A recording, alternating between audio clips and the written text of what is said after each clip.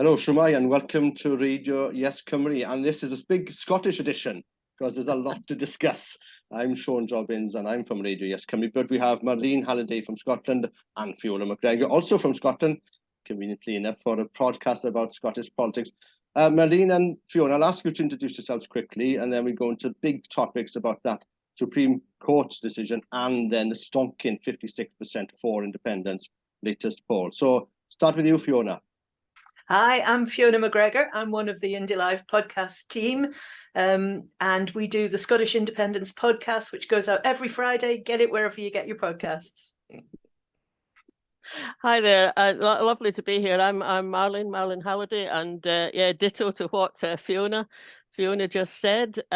So yeah, we're part of the broader Yes movement up here in Scotland. It's really good to be talking to yourself, Sean, and know that this is going out down in Wales.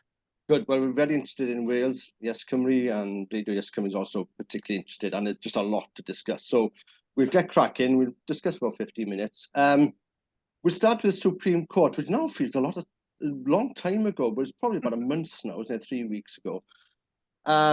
It looks to me, ladies, that the British establishment has shifted the goalposts, you know, because my understanding of the British Constitution as it is, or what it is that basically precedent is then the law, isn't it? So I'd assume because there'd been a referendum on independence before, there's no legal reasons then not to have another one. And maybe a lot of people were thinking that as well. The goalpost has now been moved. I think we'd all agree there needs to be some discussion with the metropolitan, the central power when independence happens, because you want it to be seen as legitimate and seen, recognised internationally. But what's happened and how do people up in Scotland see this? How has it impacted? Maybe start with you, Fiona. Well, I don't think it's the big disaster that perhaps at first we thought. I mean, to me, what would have been worse is if the Supreme Court had either come out with something really vague or said they couldn't decide it. So really, there were two choices. They could say, yes, Holyrood has the power to have a referendum, which would have been great, or it could say, no, it doesn't. And it said a clear, no, it doesn't. But that then just means the remedy is not in the world of legality, it's in politics, it's in democracy, and that's really the whole argument has shifted from being one of, you know, what is the route or the process by which we're going to get independence to more, what does democracy mean in Scotland? What does it mean to be part of a union which is no longer a voluntary union, if it ever was? So that's, I'm not depressed about it at all. I just think, right, one door's been closed. Let's hammer down the alternative path and see what we can see where we get to. So what is the alternative path then, Marlene? Well, I mean, first maybe saying a wee bit about that. I was just grinning a little bit when you mentioned the establishment shifting the goalposts. I mean, the establishment have been shifting the goalposts ever since Mrs. Thatcher. I don't know if you're old enough to remember Mrs. Thatcher, but I am. And you know, like back in the 70s, she it was quite simple. She just said, well, you know, Scotland wants to be independent. Let them send a majority of independent supporting MPs down to Westminster. Well, of course, we've been doing that for the last decade almost. So you know, I think and up here, it's pretty well thought that if the establishment at the time in Westminster had thought there was any chance of losing a referendum in 2014, they would never have agreed to one. No. I mean, when they agreed, the Edinburgh Agreement, the polling was something like 25% in support of yes, and then it got up to 45%. Yes. So I think in a way we're kind of used to the goalposts shifting. And what struck me was, I mean, Fiona was saying she wasn't too depressed. Actually, I was a bit depressed on the day of the ruling, not because of the ruling, because that clarifies the situation. I was more depressed when I made the mistake of listening to an urgent question that was put by Ian Blackford in the House of Commons to Alistair Jack. Now, Alistair Jack is the Secretary of State for Scotland. Okay. And all the questions from Ian and then a lot of other Scottish MPs and also the Plaid Cymru leader in the Commons were, well, what is the legal route to leave the union? And Alistair Jack just he just kind of He didn't answer. he did never answered the question. No. He'd never answered the question. And in the end, when mention got made of all the mandates that Holyrood has, he just said, we don't recognise that mandate. So it seems to me then that the government, and Westminster government, the Tory party in particular, they've just gone into a sort of what I've heard called an opposition of denial. They just deny it and deny it and deny it. And that's tough to get through. So I realise I haven't answered your question yet, but it gives a bit of a background to where we are. I mean, the current one current option is, I mean, you've probably heard Scotland's First Minister talking about it, is that the next time there's a general election, we'll make that into a one. We'll make it into a quasi-referendum. Yeah, so it's the Sinn Féin 1918 scenario in Ireland, and that gives legitimacy. And this is how most countries have actually become independent. There's been a vote in the local, if you want, the local Soviet, the local constituent parliament. They vote for independence, and that's then negotiations start. That happened in Czechoslovakia. The Slovak became independent. This happened with Slovenia, and Croatia happened in the Baltic states as well to some extent. What is interesting, the UK now doesn't seem to me, maybe you know more because the discussion's more nuanced up there, there isn't a legitimate democratic path to independence. This is literally a worse situation than the Constitution of the Soviet Union in 1990. So, Soviet Union Constitution 1978 says, you have a right to independence, Article 74. Article 75 makes it impossible for you actually to get independence. They amended that because the Lithuanians called for independence and declared UDI in 1988, and their local Soviet did, and Estonians and Latvians followed suit. And then by 1990, Gorbachev, in a sort of panic, says, okay, we'll have a new constitution for the USSR, which was passed by the states which did boycott it, which says there's a path for independence. If your local Soviet votes for independence, then essentially you can have independence. And this is what happened in 1991 after the coup. So there was a path within the Soviet Union, ironically, for states to become independent, and that was legitimate, and that's how Lithuania was recognized in 1981 when it wasn't in 1988. So I mean, if the UK state isn't given the path, I mean, I'm guessing they're looking at the Scots, what they think is a gotcha moment, which is like the Catalan referendum a few years ago, where the Catalans held a referendum. The vote actually for Catalan independence was actually higher even in terms of turnout and numbers than the Brexit vote of 52%. So even though it was essentially boycotted by the Spanish, more people actually vote for independence as a percentage in Catalonia than did for Brexit in the UK.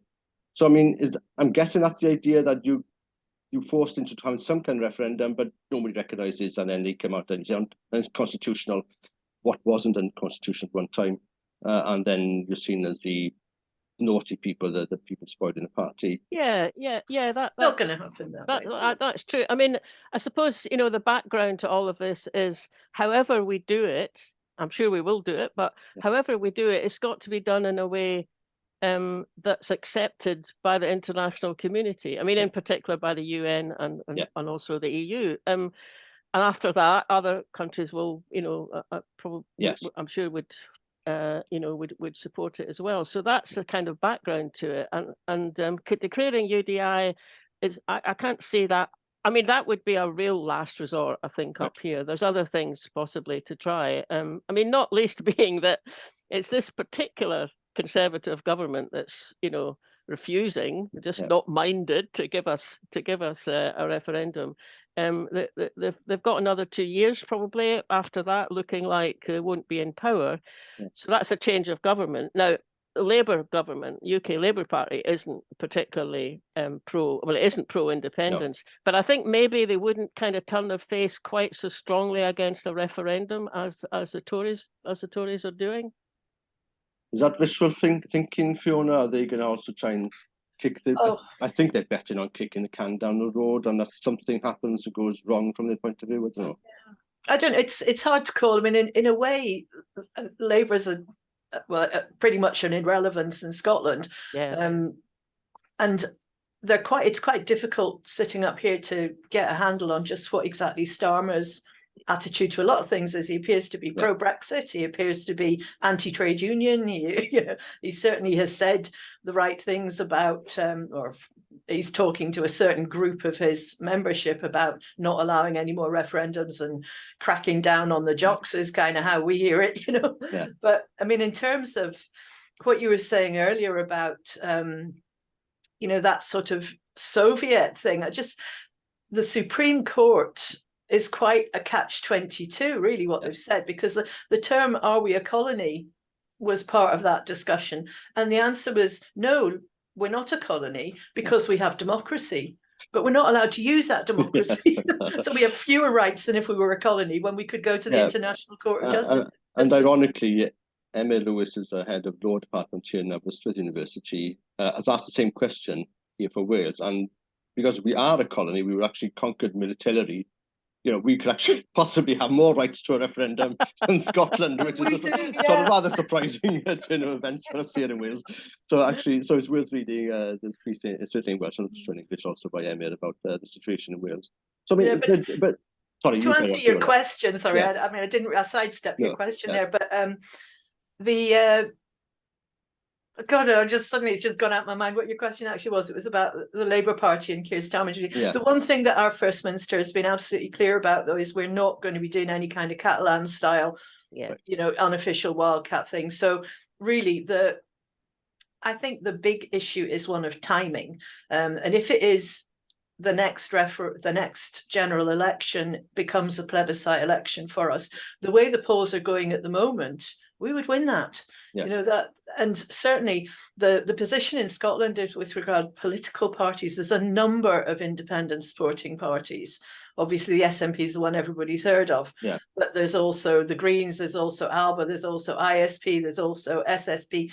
And you know, to have a sort of joined up approach, if they can manage to get that, and there's a lot of different issues in those different groupings, but if we could manage to get one independence mandate that they're standing on, and if the polling, you know, carries on for another 2 years, that would have to be politically the strongest statement we could send. And whether it's the Tories that win that election or whether it's Labour that win that election, I don't see how either of them could ignore that.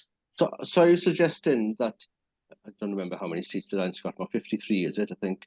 59, I think. 59, all right. Okay. Although it's about to be reduced, right. But but it's 59 at the moment. So it's a suggestion, I'm just winging this now, that the SNP stand in, 53 seats, the Greens stand in 2 or 3, and then the other parties, and then you know, you're asking the independents, there's a clear vote for an independence ticket, but there's a plurality of pro-independence parties. Is that a suggestion? Or, I mean, yes, it is, but it's not. I mean, obviously, I mean, Westminster first past the post. There's no question that you know, it might even be all the MPs go back as SNP. I mean, certainly it's looking like that the 6 Conservative Scottish MPs will not be there after an election. But it's so they'll go back. Excuse me, they'll go back with a huge majority, maybe 1 or 2 Labour MPs.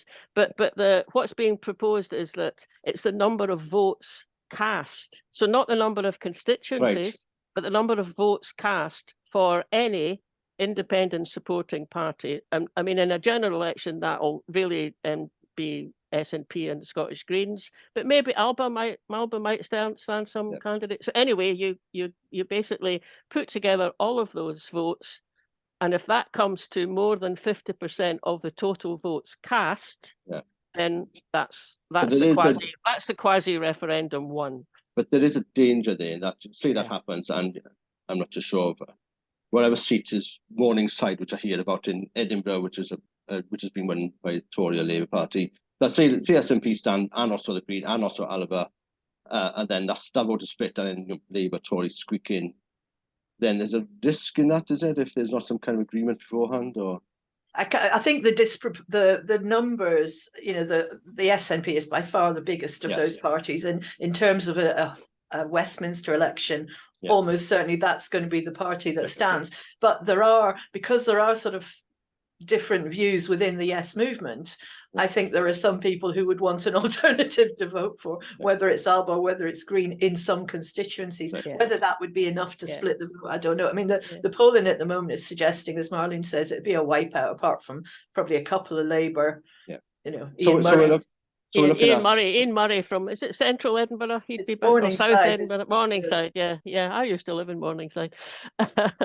So yeah, and I mean, you know, it's a sign. I think it's a good thing that there are, although, you know, Fiona says it's the SNP that's by far the biggest party, and it will be through the SNP that will finally become independent. But it's a good thing that there is, you know, there are other parties. It's not just, you know, there are other parties just as, you know, Fiona and I are part of the wider Yes movement. Right.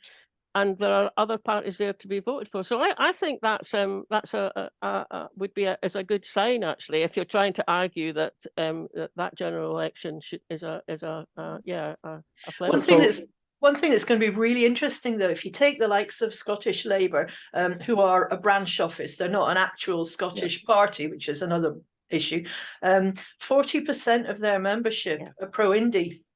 So if you think about a plebiscite election, if you're saying to them, right, you might be a Labour Party member, you might have voted Labour your entire life, but you're in favour of independence, what are you going to do at that plebiscite election? Are you going to vote Labour anyway and overcome your indy side, or are you going to vote yes, you know, and vote for a party you maybe... So you're asking people to borrow their votes to the independence movement. For the sake of making it a yes vote. And sorry, go on. So just so I understand, so let's say how this happens, it's a general election 2 years' time, SNP, let's say, sweep the board, all seats minus 2 or something.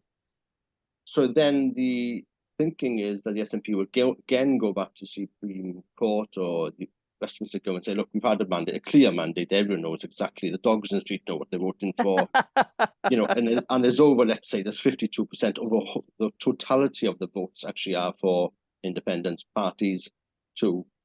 Then the idea then is the Supreme Court would find it very difficult to say no, or what's the next step? I think we don't, that's not clear yet, has to be said. Okay. I think that's not clear. I mean, and there are some voices that would say, okay, if that happens, as you say, you know, 52%, and hopefully it would be more, but at least, you know, then that itself is a referendum on independence, and Scottish government will then open negotiations with the Westminster government to take independence forward. So that's the one idea. The other idea is that it's not a referendum in itself, but it's another, you know, additional mandate to have a specific referendum. Now, I must say, if it was that, there's a lot of us up here would just go, oh, how much do you have to do? You know, so it's not clear yet, and we're only kind of entering. It's only, as you said, it's only a few weeks since the Supreme Court ruling, so we're only entering into thinking through how to do that. But those are the two options. I mean, for myself, I'd hope it would be, that's it, we've done it, we've voted for independence, and now, you know, get round the table and work out the details of that. But who knows? You know, you need to have the Westminster. What if the Westminster government says no, we're not doing it? Well, that's not infeasible. I mean, I mean, there's a reason that this government, the Westminster system, has had 300, 400, okay, 700 years of playing games and using power politics and Machtpolitik to bribe people, as they did in 1707 with you. They bribed the Irish in 1801. You know, this is what they do, and there's institutional history and knowledge there about how to win these games and play the game as well. Yes, yeah, but they maybe haven't met many Scottish people, though, because the one thing that riles us up is being told you can't do it. Yeah, I know, it's true. You tell us that we can't do something and we'll immediately do it, even though we might not even want to do it. I mean, the other thing about that, having a general election as a quasi referendum is that it excludes two groups of voters. So up here, voting age is 16. Yeah, in Wales now as well.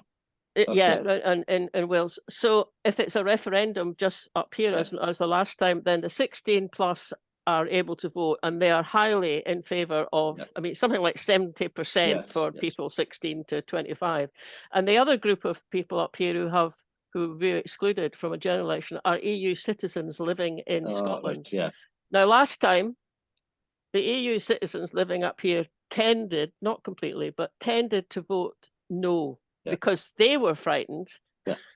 you Yeah. know, Well, they were that we'd told. end up out of the EU. Yeah. So they'll all be voting. They would also vote yes, but they won't be able to vote in a general election. So there's definitely a risk to doing it. So moving on from that, so obviously I think the Unionist parties, Tory and Labour, thought they had a gotcha moment with the Supreme Court, and they came out with nonsense about unconstitutional. Well, it was unconstitutional one time for women to vote, wasn't it? And the other things which are that was unconstitutional one time as well. So I mean, and that sort of the latest poll, 56% came out this week. Yeah, that's pretty solid now. I'm guessing these numbers can sort of go up and down because there's a margin of error, a couple of people out of the house, but it's going in one direction. I think now it seems to me there's been a tipping point. It's been hovering on 50% for a while. There seems to be a 5% odd people now think, okay, that's it. You know, we'll show them type of thing, and it's made people's minds up. And you know, am I right? Is it basically people just being put off by the Supreme Court telling people they can't vote for independence, or is something else as well? Well, I think that could well be a big part of it. And as you say, the figures sort of hover between. It's been as high as 58 at one point, and so sort of between. But the direction of travel is positive, and that partly is a demographic thing as well, because the only group left now, the only age group left who are more pro-union is the over 65s. Now, at one point it was sort of the mid 40s, but now it's, if you're over 65. It's about 40-60 there. So even that's not a huge vote. So gradually, as time goes on, the younger folk come into the electorate, and it does sort of move. But it is quite staggering, because obviously at the same time, and it's you know, something that's clicked down in the rest of the UK with the Tory, I think with the Tories budget in September, and Labour Party is now very strong, certainly here in Wales and in England. And it wouldn't have been impossible to foresee that would have had some effect in Scotland, where people say, okay, we'll give the Union another chance, you know, we'll see what Sam has got to do. And so I was half expecting maybe it to be some kind of surge in the Labour Party vote in Scotland, and maybe a sort of, okay, if there is going to be a Labour government, it's different for the last 10, 12 years, let's give it a chance. Is that not happening then? No. I don't think so. And I think Gordon Brown is a big part of the issue, because Gordon Brown is a personality that is really associated with the 2014 referendum because of his infamous vow, which he had no right to make and wasn't kept. It was broken the next day. Everybody knows that. So the fact that he is their go-to man, and they've wheeled him out yet again to come up with some other permutation of a federal UK, which everybody knows can't work unless you break up England. Yeah, it has no legs. Yeah, exactly. So I think that is partly, you know, Labour were in power for so long in Scotland, and that the fact that we've lost faith with them really because they stood on that platform in 2014 with the Tories, and I don't think there's any coming back from that, regardless of what Starmer does. And, you know, and so even if, say, Labour win the next election in 2 years' time, would there be a feeling Scotland say, okay, well, let's see what this lot have got to say, they'd be maybe different from the past? I don't. Well, I mean, I doubt it. I mean, the polling. I mean, obviously, Labour polling in England. I mean, presumably in Wales as well. You know, has gone up hugely in the last sort of 6 months, year in particular, and it's gone up a little bit here in Scotland, but nothing like the same amount. Right. I mean, there's certainly not going to be a whole swathe of Labour MPs going back down to Westminster from Scotland. I mean, there may be more than the one that they have at the moment, but it won't be very much. So it's always going to be, even if it's a new Labour government, having to talk to the SNP. So they need to start thinking. So Labour needs to start thinking what their strategy is to dealing with an SNP with a mandate for independence, possibly. Do you know the one thing that would really, and I don't understand why they don't do it, the one thing that would really save Labour in Scotland is to set up a Scottish Labour Party, not a branch office of the UK one, because then you would have them actually focused on issues in Scotland. And if they set up a Scottish Labour Party and supported independence, they could be a huge part of designing a new country. And I don't understand why Labour in Scotland does not want to be in a position of influence for good for a newly independent country where they would be hugely useful given the outlook, and yet because they're just this branch office of a UK party which is looking in a completely different direction and trying to win, it looks to me they seem to be trying to win that Tory voters who are appalled at how far right the Tory government is. But I think that's true, and I mean, south of the border, south of the Scottish England border, the SNP is, always just described as it's divisive, it's always going on about independence. Why don't you go back and run your country properly? Well, if you look at what the SNP have been in power up here since 2007, and if you look at what they've done, they're a left-leaning. They're a left-leaning political party. The kind of policies that they brought in and the new kind of things that they've done, like there's the baby box, there's that we've taken over some of the benefit system, and there's a completely new approach to that. Child payment. And so if you look at, basically they're a left-leaning political party for a left-leaning country. And as Fiona says, that why on earth Scottish Labour supporters don't get in on that is beyond me, really. Well, I think they still think that Westminster is the proper parliament, and they still think that Scotland is not really a proper country. I think it's as simple as that. It's a cultural vote in the end. It's nothing to really do with economics, any policies. So about this polling then. So I mean, that's pretty chunky. I mean, that's a significant yes. I don't think it's going one way. I mean, is there anything looking forward, do you think, could damage that and bring it down to 50% or something? Or there's always something. There's always something. And I mean, like Fiona mentioned, it has been up at 58 before. Now, that happened in the first year of the COVID pandemic. And the reason, pretty certain that the reason that happened was that people in Scotland saw every day, they saw Nicola Sturgeon behind a podium with her medical team giving really good information. She stood there every day and announced the number of people who were seriously ill, people who died. It took a lot of guts to do that. And then they compared to what happened when number 10's COVID announcements came, and all the kerfuffle about PPE as well. So I think at that point there was a boost to the folk who were saying yes to independence, because they saw, I mean, admittedly in circumstances we would never have wanted, but they saw a Scottish government and a Scottish outlook, and looking to care for the people in Scotland that was far better than what they saw coming out from. And a similar thing happened. So it went up. There was, but then it went back down again. Yeah. So we're up at 56. I think there's been 3 polls since that Supreme Court ruling, and they're all up 54, 55, 56. But it can go back down again. And what we have to do is what we've always had to do, which is get out in the streets and make programs like this one you're making and our equivalent, and make that 56% absolutely solid. I mean, I don't think it's absolutely solid yet, but it's heading there. So you're listening to me, Siôn Jobbins from Radio YesCymru, talking to Marlene Halliday and Fiona McGregor from Scottish Independence Podcast. And we're having a good discussion about Scotland, learning a lot here. Thanks for the time. So this brings me maybe to the last part of the discussion about what actually happens now. So I'm listening to some Scottish podcasts. I read the Scottish blogs and stuff. I mean, there has been criticism of the SNP for being too timid, not having the referendum earlier, or pushing it when the iron was hot straight after Brexit. That people are maybe feeling that there have been rallies that they are now maybe happening too frequently or not frequent enough, or there's not enough street events happening.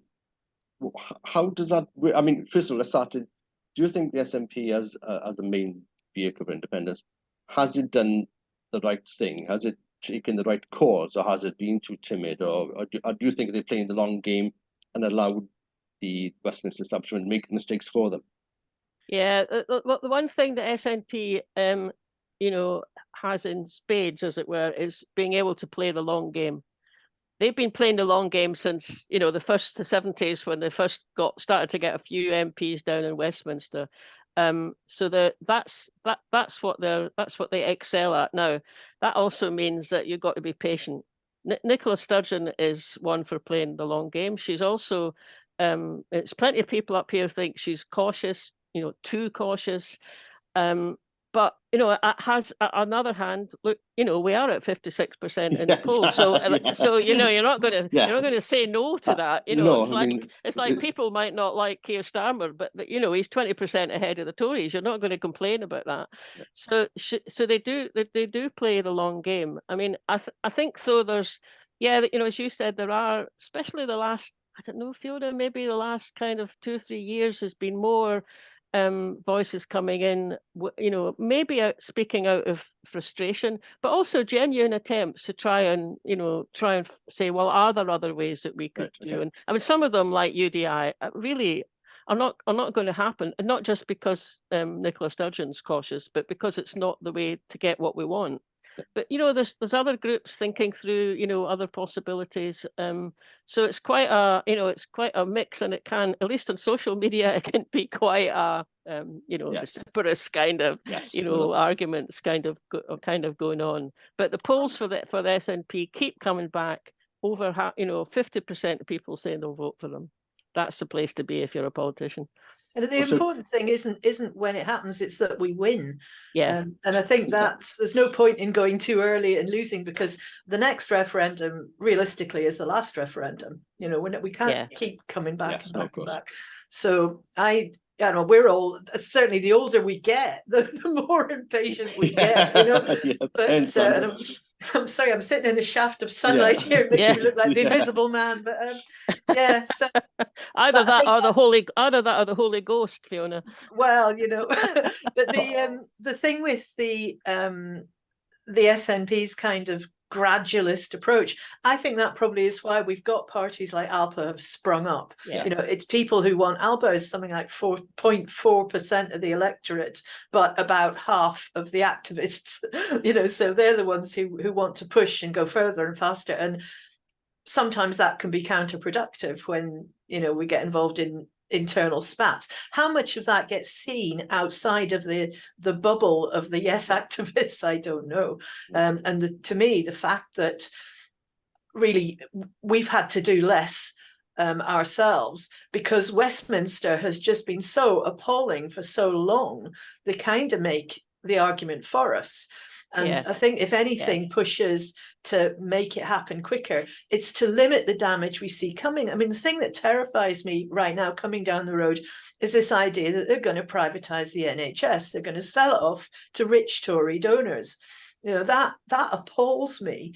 And whilst our NHSs are separate, Scottish NHS is not gone anywhere near the amount of privatization that's already happened in England, but they're not going to, we can't protect it with a devolution settlement. No, we can't. Same in Wales. There's some things which have been sort of ring-fenced, but you can't. If the budget's been cut in Westminster with Plan Formula, then it's essentially cut here in Wales and in Scotland. Yeah, exactly. I mean, I suppose you have your own version of the Barnett formula. Yeah. But you know, going back to that, you know, the long game. I mean, you know, SNP have been in power since 2007, either a minority government or majority, and now, you know, I thought that was when the First Minister and the SNP invited the Scottish Greens to join in a kind of alliance, which you know, they took a wee while to work out. So there's now 2 Scottish Green ministers part of the Scottish government. I mean, those are all things that you know, just kind of slowly have an effect on that portion of the Scots public who are not convinced yet, and it's getting smaller and smaller. It's only maybe 5-6%, something. You know, something like that. Yes, and it's interesting in Wales, Scottish, the Welsh Green Party, though it's still part of the England and Wales Green Party, so I'm not too sure how that Yeah. works. Yeah. But they're now in favour of independence. So Yeah. it's an interesting happening there, and I'm guessing a lot of that is down to the and other situation things are happening up here. I mean, yes, there's there's a continued wrangling with Westminster, but you know, as we've been saying, the independent side of that tends to come out well because of the ineptness of the Westminster side. But there's other things happening up here that are just positive, you know, initiatives. So Mike Russell, who's the president of the SNP, he's put together a small kind of consulting group to work with an expert in writing constitutions, a chap called Elliot Bulmer, and out of that has come a draft constitution for an independent Scotland, because you know, the minute there's the independence day one, we have to have something in place to just protect basic, you know, Scottish citizens and human rights. So that's all coming through, and I mean, it's still in the draft form, and it is only a piece of paper. It's not like a piece of paper that even the SNP have, you know, accepted. But it's a very positive. I mean, I'm part of the group, so I know what's in it. It's a very, very positive. You know, it's a very positive. You know, piece of you know, writing, and it's us saying this is the kind of nation, this is the kind of people we are, this is the kind of society we want, and this is the kind of nation we want. And you know, it's brilliant. So there's that's just one example, but there's other sort of positive things happening that are not SNP themselves, but you know, hopefully at some point. It seems to me that some people want to go back to the excitement of 2014 and the whole movement, but that's very knackering. You know, campaigning is tiring. I mean, people need to have it. When we've had big campaigns here, with maybe for the language, people then need a break, literally, just to wind down, go back to their family, maybe concentrate on their career or something. They can't be in this sort of fervent zone for more. I don't think more than a year and a half. I think there's some kind of natural cut-off in that respect. So people need to have time to wind down, and movement, I think, also needs time to get new people in.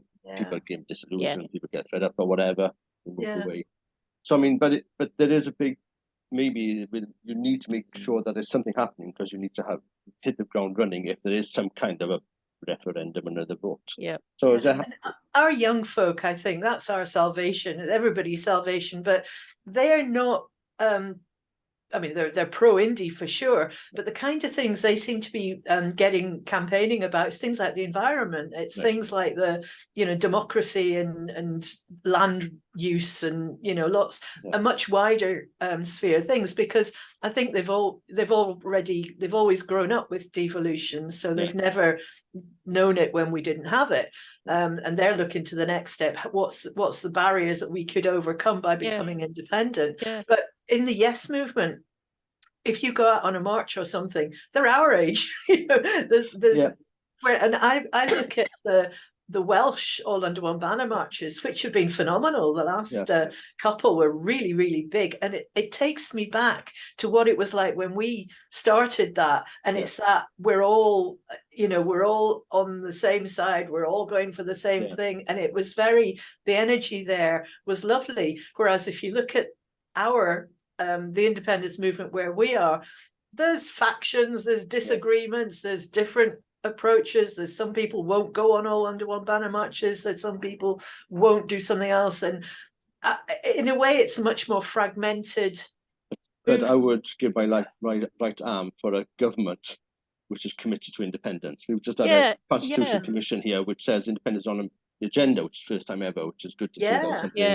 I think that's true. I mean, it's true what Fiona says. It's like the actual marches now are far less, you know, well supported than they used to be. But we're in especially compared with that one down in Wales. But then Scotland is in a different stage of that journey to independence. I mean, we've got the independent support in people down in Westminster and in Holyrood, and with a very good, you know, working majority, well, huge majority in Westminster, but a very decent working majority in Holyrood. So maybe something like, you know, a march to galvanise folk is still really going to be a good thing to happen to keep down in Wales, but not so important up here that we're doing different things. I always thought the marches, the message we were sending with the big marches was to the Scottish government to say, hey, get us another referendum at that point, rather than anybody else. But I love Mark Drakeford. I mean, I can't understand why he's not pro-Indy. He's not that far away, is he? I think he's. I think people in the independence movement here would like to project that he's some Indy closet. He's a unionist through and through. He will. I don't think he will ever come for independence, and I think it's a mistake. I was just going to say that the other thing up here is that, you know, there's also really there's a lot of on the ground, you know, Yes supporting groups. So I'm in one that's Yes Northwest Glasgow. I'm also involved in Pensioners for Independence. So there's a lot of those groups active around the country. And then there's groups like Believe in Scotland, which is an campaigning offshoot of Business for Scotland, and they're doing amazing kind of work to bring up to have the kind of leaflets and information to go out and campaign with. And then there's setups like the Common Weal, which is I've sometimes described it as a think tank, but they don't. I mean, they will agree that they're a think tank, but they're a think tank, and they're also a campaigning body. Yeah. So there's a lot. There's a lot going on. And you want being a big march. Yes, and you want that plurality as well here in Wales. I mean, yes, we organised a meeting in the Royal Welsh Winter Show, which is a big agriculture event here last week. Was it? Discuss independence for agriculture, which is a good, important step. So are you? Can I ask a question? Are you optimistic about Wales? You know, going further along the path? You know, with Welsh, the default setting is to be pessimistic. But no, I think if Scotland, this is the important thing happening with YesCymru now, is to create that infrastructure, that network of people to get the argument out, and that's happening, and that's good stuff. And this has never happened before in Wales either. So Plaid Cymru, the main nationalist party, was always a bit shy of using the word independence. There's some kind of ideological reasoning that no country is actually independence. What is independence? Which I think really was cowardice for just coming out and saying they want independence. But so until YesCymru came along, really there wasn't anyone making the case clearly for independence and say, okay, maybe it's never going to happen, but we have to make that case. I think that case has been stronger. We had a constitutional convention. They gave their first draft this week, which has said independence is one of the options there, which is a big step forward. Huge. And I think a lot of people still, the Labour Party is very strong here. I think a lot of people will go for that. But I think when Scotland starts moving, I think a lot of people can start asking questions. I mean, the idea of people like the idea of being part of the home natures, England, Wales, Scotland, Northern Ireland. I think people quite like that in Wales for lots of different reasons. But if Scotland's gone and Northern Ireland then is going to reunite to the south sometime, then that family of nations is gone then, isn't it? Yeah. And it's got to be for something as well. I mean, one of the things with independence is because there are things that we see that we want to do as a country that we're prevented from doing. I mean, even something like the drug consumption room, something that should be our business that we can't do because somebody sitting in London won't let us, so they can complain about and this is the problem we have in Wales, where we have a Labour government now who doesn't want Wales to have control over judiciary and police. So there's things we could be doing differently in terms of drug control. The incarceration rates here in Wales is much higher than England, disgracefully so. But unfortunately, we have a Labour Party who wants to keep it in England and Wales judiciary. So we're not having a government who's actually fighting for Wales. They're fighting for trying to win a seat, and some Welsh MPs to get their ministerial car and little boxes in Westminster. So we're still faced with a party which is inherently unionist and will defer to Westminster. The sections within the party, about 40% want independence, which support independence. But I think the type of people who get into the MP will consistently vote against more powers to the Welsh Parliament, against their own party running powers in Wales, which is absolutely bizarre. It is absolutely crazy. But then they're all they'll support Independence Day for Barbados or India, whatever. The First Minister will congratulate them on the independence, and of course, the story is really good stuff. Yeah. Well, the other narrative is that we're separatists, you know, that of course, yes, language. And so on the 4th of July we celebrate American Separatism Day. Yeah, which literally fought a war against Crown forces, you know. But right, I think we're coming into the end of time. Fiona, McGregor and Marlene, Halliday, thanks for making the time. It's been very interesting and very informative to learn what's happening in Scotland. So much good things happening there. Keep up the good work. You are a beacon of hope for us here in Wales. We've got a lot to learn from how things are conducted there. And hopefully your fight and your success will give us strength to make sure we're not stuck in some kind of England and Wales rump stump, like some kind of Belarus to Russia. You've been listening to Radio YesCymru. I think you're going to share this podcast on the Scottish Independence podcast as well. Yes, we will. Welcome to do that. And then maybe we can meet up in a few years' time, a few months' time, and see how things are progressing there as well. Yeah, thank you. Great. Thanks for having us. Thanks for making the time. Thank you. Boyle, and thanks for speaking again. Bye. Thank you.